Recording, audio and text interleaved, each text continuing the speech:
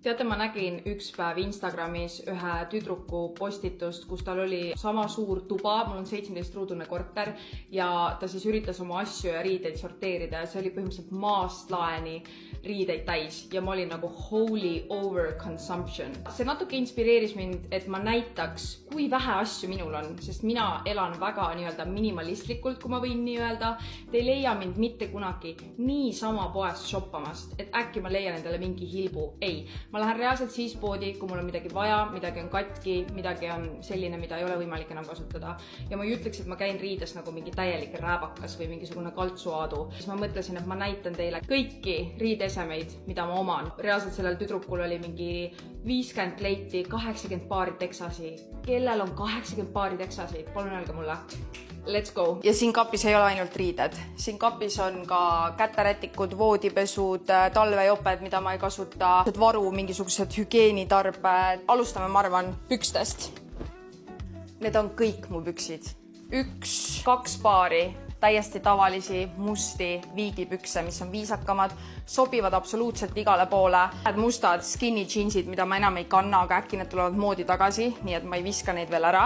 Mul on reaalselt 3 paari teksaseid. Täiesti tavalised heledad, veel 1 paar heledaid, 3 teksapaari, that's it. Võiks olla rohkem, aga mul ei ole olnud vajadust. Viisakamad viigipüksid, minu absoluutsed lemmikud, paelaga ja kummiga siit. Need on Sheinist tellitud ja ma kannan neid juba 3 aastat absoluutselt igal pool.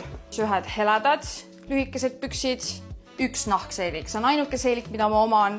3 paari lühikesi pükse, 3 paari teksaseid ja 2 paari viigipükse. That's it.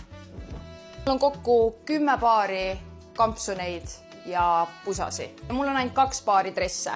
Ühed mustad, ühed hallid. Mida sul on rohkem vaja? Mul on kokku ainult 13 särki pluss 1 seljas. 14 särki, need on enamasti kõik ühevärvilised, et ma saaksin neid mitmete outfitidega kombineerida. Ja 6 erinevat toppi, mida ma saan samuti mitmete outfitidega kombineerida ja neid ma kannan enamasti suvel. 4 erinevat pidžaamat, sest ei, mul ei ole vaja igal öösel uut öösärki selga panna. Pesumasinad eksisteerivad 4 pidžaamast täiesti enough. Vahepeal, kui on palav, siis magad üldse paljana. 6 paari sportrinnahoidjaid ja siin on 3 paari täiesti tavalist musta pesu. Spordiriided. 3 paari pikki jooksupükse ja 3 paari lühikesi trennipükse.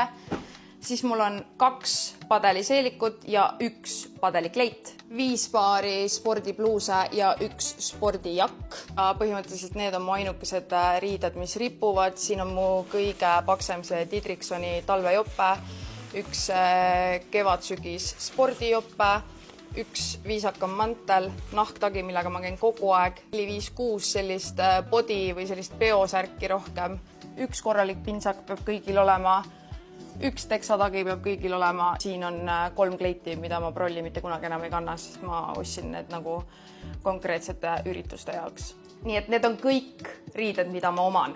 Ma arvan, see on päris väike hunnik võrreldes teiste naistega, sest ma olen näinud teiste garderoobe ja riidekappe ja kõiki neid videosi, kus inimesed müüvad oma riideid ja mul ei ole mitte kunagi pähe mahtunud, kuidas ma saaksin siit midagi müüa, sest ma kasutan neid kõiki asju igapäevaselt. Nii et ma loodan, et see video natuke näitas, et saab ka vähemaga hakkama ja sul ei pea olema 80 paari teksapükse. Ma loodan, et ma natuke de-influentsisin sind vähem tarbima ja sorteerige oma kapp üle.